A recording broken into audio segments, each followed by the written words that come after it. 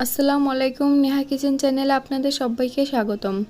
আমার আজকের recipe vanilla sponge cake. এই রেসিপিটা সম্পূর্ণ নতুনদের জন্য, যারা কেক বানাতে চায় বাট কেকটা পারফেক্ট হয় না। আজকের রেসিপিটা তাদের জন্যই। আমি আজকে আপনাদেরকে 4 চামচ মেপে ব্লেন্ডারে বিট করে ভ্যানিলা স্পঞ্জ কেক তৈরি করে দেখাবো। চলুন আর দেরি না করে আজকের সহজ রেসিপিটি দেখে নেওয়া যাক। কেকটা তৈরি করার জন্য প্রথমে আমি এখানে একটি ব্লেন্ডারে জার নিয়ে নিয়েছি। প্রথমে দিয়ে দেবো 2টো ডিম, তারপর দিয়ে দেবো 4 চামচ মেপে 10 চা চামচ চিনি,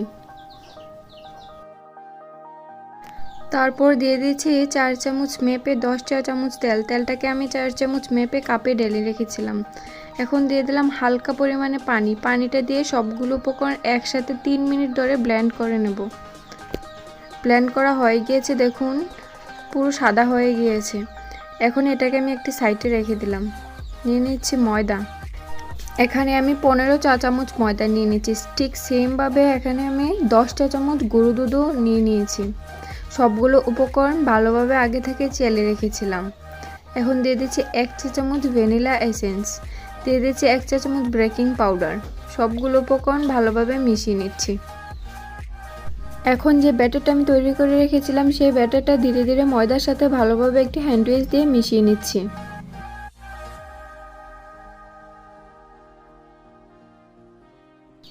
মেশানোর পর আমার কাছে মনে হচ্ছে যে ব্যাটারটা একটু শক্ত রয়ে গিয়েছে, তাই একটু তরল দুধ মিশিয়ে নিলাম। আপনারা চাইলে এখানে পানিও দিয়ে দিতে পারেন। দুধটা দিয়ে আবারও ভালোভাবে হ্যান্ড উইচ দিয়ে মিশিয়ে নিচ্ছি। এই যে দেখুন বন্ধুরা, এক সাইড থেকে ঘুরিয়ে আমি ব্যাটারটাকে ভালোভাবে মিশিয়ে নিচ্ছি। আপনারাও ঠিক এরকমভাবে এক সাইড থেকে ঘুরিয়ে ঘুরিয়ে ব্যাটারটাকে মিশিয়ে নেবেন।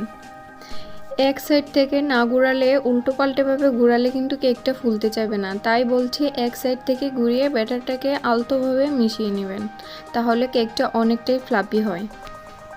তো বন্ধুরা, যদি আমার আজকের রেসিপিটি আপনাদের কাছে ভালো লেগে থাকে তাহলে অবশ্যই আমার চ্যানেলটাকে সাবস্ক্রাইব করে আমার পাশেই থাকবেন অ্যান্ড লাইক কমেন্ট ও শেয়ার করে দেবেন। আপনাদের একটা কমেন্ট আমাকে অনেক উৎসাহ দেয় ভিডিও তৈরি করতে। এই যে দেখুন বন্ধুরা, ব্যাটারের কনসিস্টেন্সিটা আমি আপনাদেরকে দেখিয়ে দিচ্ছি। এখন একটি পাত্রে আমি পেপার বিছিয়ে তেল ব্রাশ করে নিয়েছি। এখন ব্যাটারটাকে ঢেলে দেব। ব্যাটারটাকে ঢেলে ভালোভাবে সেট করে চুলায় চলে যাচ্ছি। এখন চুলায় একটি কড়াইতে আমি বালি দিয়ে দিয়েছিলাম। বালি দিয়ে 5 মিনিট হাই হিটে বালুগুলোকে গরম করে নিয়েছি। এখন একটি স্ট্যান্ড বসিয়ে দিয়েছি।